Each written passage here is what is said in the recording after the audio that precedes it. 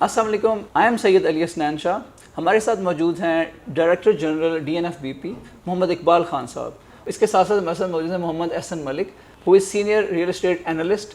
آج کی گفتگو بڑی انٹرسٹنگ ہے بیکاز آج ہم بات کرنے جا رہے ہیں D N F B P کے اوپر. بیکاز یہ جو ادارہ ہے اس نے کافی اچھا رول پلے کیا ہے باقی ساری آرگنائزیشنز کے ساتھ مل کر پاکستان کو ایف اے ٹی ایف کی گرے لسٹ سے نکالنے میں. تو آج کی ایپیسوڈ بڑی انٹرسٹنگ ہے اور میں آپ سے ریکویسٹ کروں گا کہ اپنے ویور سے کہ وہ اس ویڈیو کو ضرور لائک کریں اور ہمارے چینل کو ضرور سبسکرائب کریں.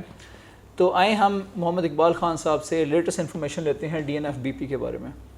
السلام علیکم. جی وعلیکم السلام. کیسے علی صاحب آپ خیریت سے ہیں؟ ٹھیک ہے, اللہ کا شکر ہے. جی سب سے پہلے تو جی میں آپ کو مبارک پیش کرتا ہوں. ماشاءاللہ آپ کی ایفرٹ سے اور کاوشوں سے Pakistan grey list F A T F سے نکل آیا ہے, تو اس کا کریڈٹ آپ کو بھی جاتا ہے. اور ماشاءاللہ آپ کے ساتھ جو دوسرے ڈپارٹمنٹس ہیں, آرگنائزیشنز ہیں جن نے اس میں رول پلے کیا, تو it's a big achievement for Pakistan ماشاءاللہ.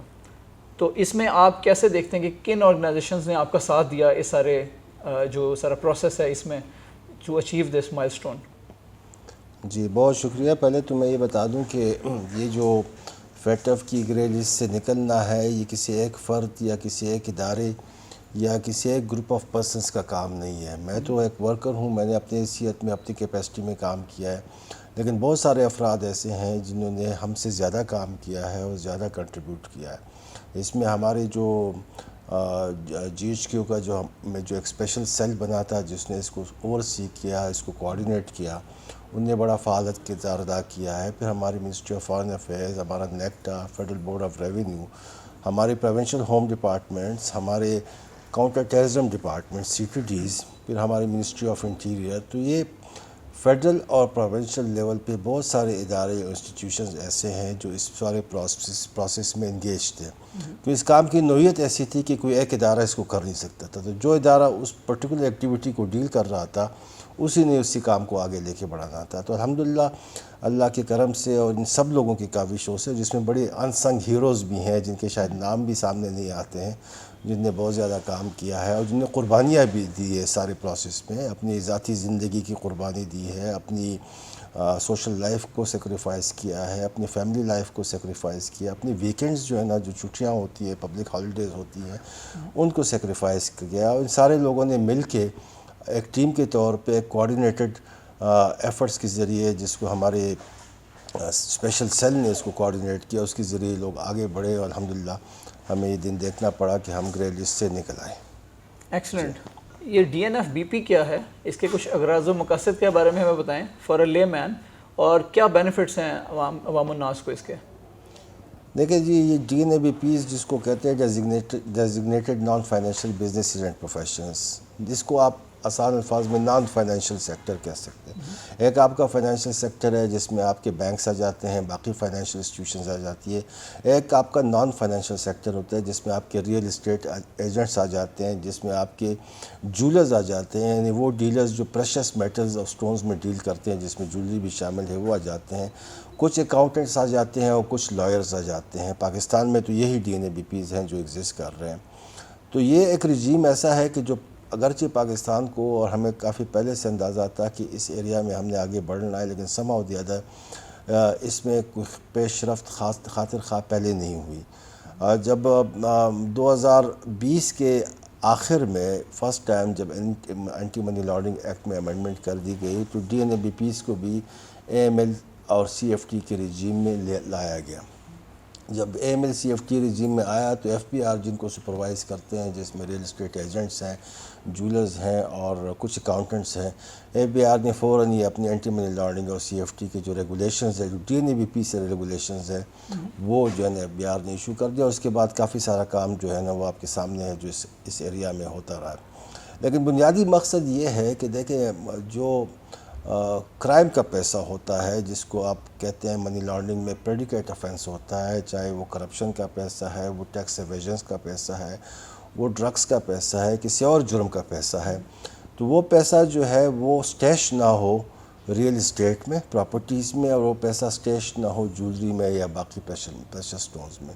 تو بنیادی ذمہ داری چونکہ ایک قومی نوعیت کا کام ہے, اس میں جو ریئل اسٹیٹ ایجنٹس اور جولرز اور باقی جو ہے جو فرائض انجام دے رہے ہیں, وہ بنیادی طور پہ یہ ہے کہ وہ اس بات کی روک تھام کرنے کی کوشش کرے اسٹیٹ کے باقی اداروں کے ساتھ مل کے کہ جرم کا پیسہ جو ہے نا اس کے لیے ایک آؤٹ لیٹ نہ ملے اس مجرم کو، اور اس پیسے کو جو ہے نا وہ ان پراپرٹیز میں یا جولری میں یا اس طرح کی چیزوں میں اس کو اسٹیش نہ کر سکے، پارک نہ کر سکے۔ بالکل صحیح ہے، یہ تو میرے خیال ہے کافی اچھا، اس کے بینیفٹس تو کافی ہیں اگر اس کی امپلیمنٹیشن صحیح طرح کی جائے۔ تو ہمارے ساتھ محمد احسن ملک صاحب موجود ہیں جو سینئر انالسٹ ریئل اسٹیٹ کے شعبے میں ان کی کافی خدمات ہیں۔ اور احسن صاحب السلام علیکم، آپ نے D N F B P کے اوپر کافی کام کیا، ہم میڈیا میں آپ کے پروگرامز بھی دیکھتے آئے ہیں پچھلے سالوں میں کچھ میں، تو آپ اسے کس طرح دیکھتے ہیں D N F B P کو، اور ریئل اسٹیٹ میں آپ اس پہ کیا ایفرٹس کرتے ہیں اب تک؟ Ali, D N F B P کو ہم نے بہت اپریشیٹ کیا، اور ڈی جی صاحب اس چیز کے وٹنس ہیں کہ ہم ان کو اپنا ریگولیٹر ماننا شروع ہو گیا، اور مین سٹریم میڈیا میں ہم نے اس چیز کو ہائی لائٹ کیا کہ یہ ہمارے لیے بڑی بلیسنگ اور ڈسگائزڈ ہے کہ کوئی تو اس ریئل اسٹیٹ سیکٹر ڈیولپر اور بلڈرز کو ریگولیٹ کرے۔ اس کو ریگولیٹ ہونا چاہیے تھا۔ ہمارے بہت ایشوز ہیں جن کو کوئی بھی ہینڈل نہیں کر پاتا ہے۔ شارٹ ابھی تو امیجیٹ جو تھا وہ یہ تھا کہ ہمارا پاکستان فیٹف کی گرے لسٹ سے نکلے، اور جو ایس آر او آیا تھا اس کو ہم، اور جو ریکوائرمنٹس تھیں اس کو ٹرو اسپرٹ میں اس کو امپلیمنٹ کروا دیں، اور ہم گرے لسٹ سے باہر آئیں۔ وہ الحمدللہ میں یہ سمجھتا ہوں، اقبال صاحب نے تمام محکموں کے نام لیے، بٹ ایک میں یہ تھوڑا سا کریڈٹ لینا چاہوں گا کہ ریئل اسٹیٹ سیکٹر ڈیولپر اور بلڈرز نے بھی بہت اچھا بیہیو کیا، اور حکومت پاکستان کے ساتھ، ہمارے عسکری اداروں کے ساتھ، اور اسپیشلی اقبال صاحب کے ساتھ بہت تعاون کیا، اور اقبال صاحب نے بھی بہت تعاون کیا کہ جہاں پہ جو چیز ہمارے لیے، کیونکہ سب سے بڑا ایشو آ رہا تھا کہ ہمارا جو لٹریسی ریٹ ہے اس پروفیشن میں وہ بہت کم ہے، اور لائسنسنگ کا کوئی میکنزم نہیں ہے۔ تو ہم یہ سمجھتے ہیں کہ یہ جو D G D N F B P سے جس کی رجسٹریشن ہوتی ہے وہ ایک سارٹ آف لائسنسنگ ملتی ہے کہ آپ پاکستان میں ریئل اسٹیٹ کا کام کر سکتے ہیں۔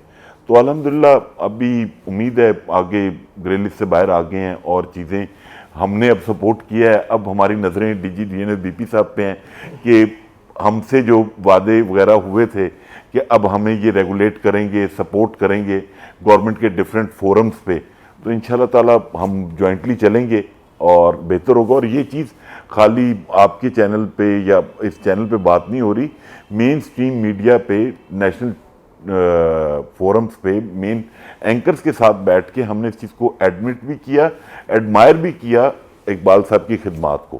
تو انشاءاللہ تعالی چیزیں ہوپ فلی چلیں گی، اور بڑا پازیٹیو وے میں چلیں گی، اور ہمارا سیکٹر فلرش کرے گا۔ ریئل اسٹیٹ سیکٹر آج کل پولیٹیکل انریسٹ کی وجہ سے چیزیں کوائٹ ہیں، لیکن امید ہے بہتر ہو جائیں گی۔ اس میں تھوڑا سا میں ایڈ کر دوں، اور احسن صاحب نے بڑا صحیح کہا، پرائیویٹ سیکٹر نے بھی بڑا کنٹریبیوٹ کیا۔ میں نے معذرت کہ میں نے صرف سرکاری اداروں کے نام لیے، اور وہ بھی سارے میں نام نہیں لے سکا، بہت سارے رہ گئے ہوں گے۔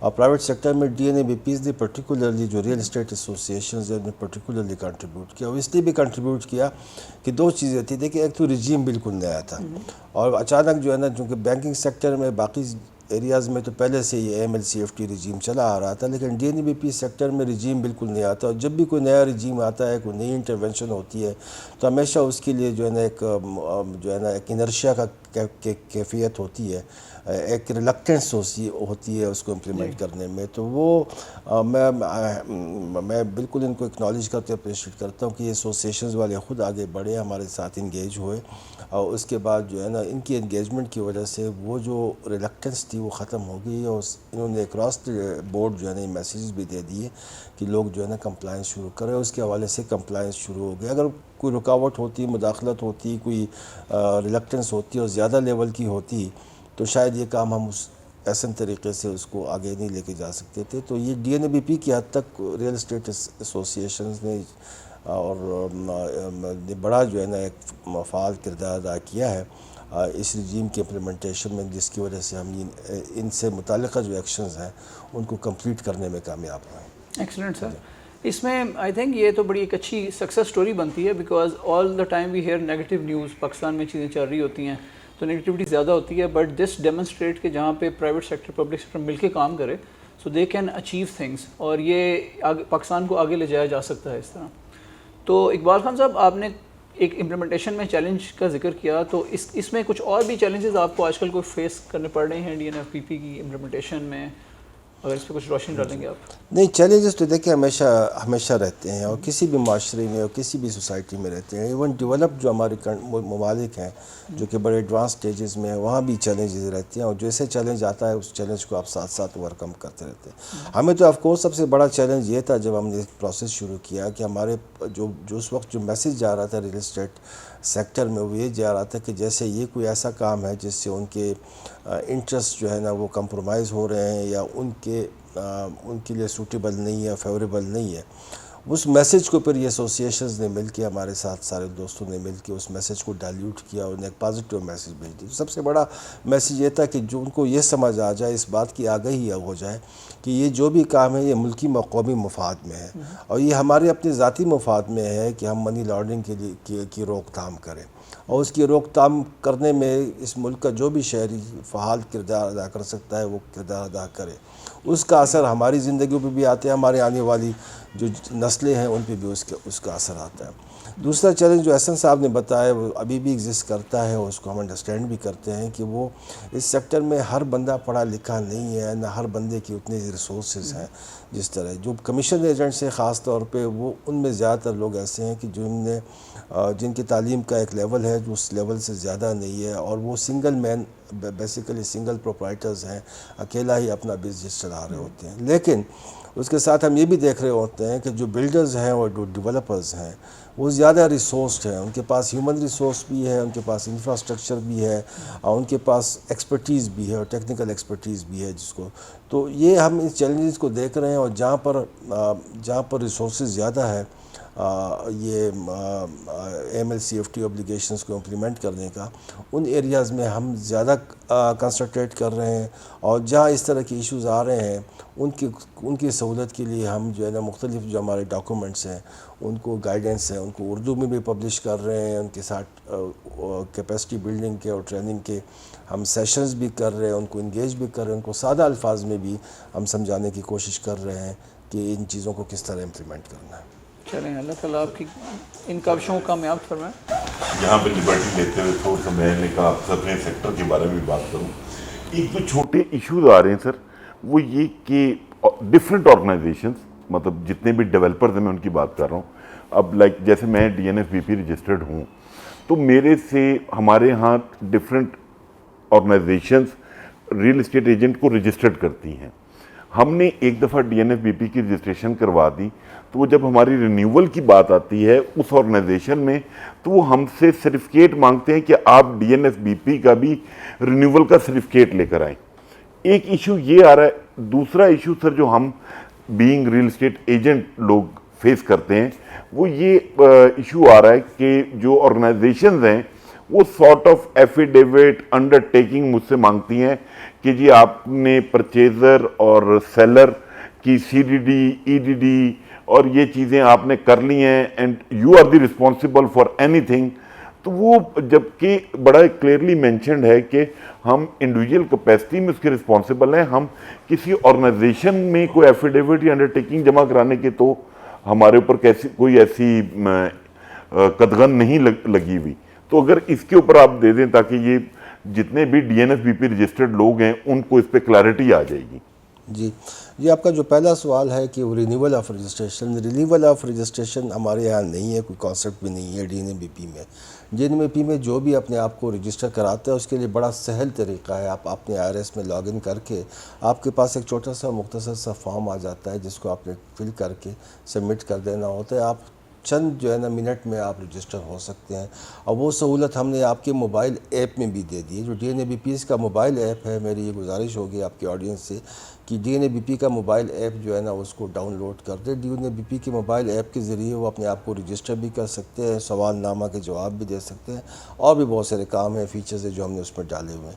تو رینیول کا تو کوئی کانسیپٹ نہیں ہے. ایک دفعہ جب آپ DNFBP کے طور پہ رجسٹرڈ ہو گئے تو آپ ہمیشہ رجسٹرڈ ہے. اس وقت تک جب تک خدا نخواستہ کوئی ایسی ایکٹیویٹی ہو کوئی DNFBP کرے جس کی وجہ سے اس کو ہم ڈی رجسٹر کرنا پڑے، یا ایک DNFBP اپنا کام چھوڑ دے اور ہمیں اپلائی کر دے کہ جی ہم اب یہ اس کیپیسٹی میں مزید کام نہیں کر رہے ہیں ریئل اسٹیٹ کی ٹرانزیکشن، جی آپ پروفیشن چینج کر دیں تو پھر وہ ہم اس کو ڈی رجسٹر کر دیں گے. تو جب تک کوئی DNABP ڈی رجسٹرڈ نہیں ہو جاتا تب تک وہ رجسٹر رہے گا. وہ جو سرٹیفکیٹ جو ایک دفعہ ہم نے ایشو کیا ہے وہ ویلڈ رہے گا. اور اس کے لیے ہم باقاعدہ کلیئرفیکیشن ان رائٹنگ بھی ایشو کر چکے ہیں سارے رجسٹرنگ اتھارٹیز کو جتنے بھی پاکستان میں ہیں، جو ڈیولپمنٹ اتھارٹیز اور ہاؤسنگ سوسائٹیز ہیں ان سب کو بھی کر دیں. اور ہمارا جو ایک آن لائن جو پورٹل ہے BR کا، آن لائن ویریفیکیشن پورٹل ہے BR کا، اس میں بھی ہم جو ہے نا یہ ایک سہولت لا رہے ہیں کہ جب کوئی جو ہے نا اس کی رجسٹریشن کا سٹیٹس چیک کرنا پڑے، جس طرح ATL کا سٹیٹس چیک ہوتا ہے اس طرح رجسٹریشن کا سٹیٹس چیک کرنا پڑے، تو وہ جو ڈیولپمنٹ سوسائٹی یا اتھارٹی ہے وہ آن لائن بھی اس کا سٹیٹس جو ہے وہ چیک کر سکے. دوسرا سوال جو آپ نے کہا، دیکھیں جی یہ ایک مختلف ٹیئرز ہوتے ہیں اور ہر کسی کی اپنی اپنی ذمہ داری ہوتی ہے. ایک کمیشن ایجنٹ، ایک بروکر یا کمیشن ایجنٹ جس کے پاس سامنے سیلر آ رہا ہے اور پرچیزر آ رہا ہے، کوئی پلاٹ بیچ رہا ہے، کوئی خرید رہا ہے، اور اس ٹرانزیکشن کو یہ فیسیلیٹیٹ کر رہا ہے، تو اس نے تو اپنے لیول پہ وہ ساری جو ہے نا بنیادی کام کرنے ہیں جس کا پہلے بھی ہم اپنے شارٹ گائیڈنس میں دے چکے ہیں. اس نے کسٹمر ڈیو ڈیلیجنس بھی کرنی ہے، جو اس نے جو ہے نا وہ ڈاکومنٹیشن بھی اپنے پاس کرنی ہے، وہ کرنی ہے. جب یہی بندہ دوبارہ جا رہا ہوگا اس ڈیولپمنٹ اتھارٹی میں یا اس سوسائٹی میں جہاں پر جو رجسٹریشن ایگزیکیوٹ ہو رہی ہوگی، جہاں پر ایکچولی جو ہے نا یہ پراپرٹی ٹرانسفر مٹیریلائز ہو گئی، تو وہاں جو ہے نا انہوں نے بھی یہ سارے کام کرنے ہیں. بلکہ شاید ان سے ہم زیادہ ایکسپیکٹ کرتے ہیں کہ انہیں شاید ان سے زیادہ کام کرنے ہیں، کیونکہ ان کے پاس ریسورسز زیادہ ہیں، ان کے پاس ٹیکنیکل ریسورسز ہیں، ان کے پاس ہیومن ریسورسز ہیں، ٹھیک ہے. تو ان سے ہم زیادہ ایکسپرٹ. تو یہ کہنا ہے کہ جی آپ کمیشن ایجنٹ ہی کام کرے گا اور کمیشن ایجنٹ کی سرٹیفکیٹ کے بیس پہ یا کسی بھی ایفیڈیوٹ کے بیس پہ ہم اپنی ذمہ داری سے مبرہ ہو جائیں گے، یہ ایسا نہیں ہے. انہوں نے اپنی ذمہ داری بھی نبھانی ہے، کمیشن ایجنٹس نے اپنی ذمہ داری نبھانی ہے، انہوں نے اپنی ذمہ داری خود نبھانی ہے، اور ان سے ہماری زیادہ ایکسپیکٹیشنز ہیں. ان کا رسک فیکٹر بھی ہمارے نظر میں تھوڑا سا زیادہ ہے کمیشن ایجنٹس کے مقابلے میں. تو ہم ان سے یہ ایکسپیکٹ کریں گے کہ وہ انہوں نے خود ایٹ دیئر اون اینڈ ان نے وہ سارے جو ہے نا جو MLCFT کے جو ابلیگیشنز ہیں ان کو میٹ کرنا ہے. اس میں سر پاکستان کا آپ کو پتہ نا ہمارا مزاج ہے کہ میرے حصے کا جو کام ہے وہ بھی اقبال صاحب کر دیں، اور اقبال صاحب کے حصے کا جو کام ہے وہ علی صاحب کر دیں. تو وہ بیسیکلی یہ کنفیوژن تبھی آ رہی ہے کہ وہ ہم سے یا اسٹیٹ ایجنٹ سے ایفیڈیوٹ انڈرٹیکنگ مانگتے ہیں تاکہ وہی انڈرٹیکنگ آپ کو پریزنٹ کر دی جائے ایز اے DNFBP جو آپ نے ان سے ڈیمانڈ کی ہوئی ہے.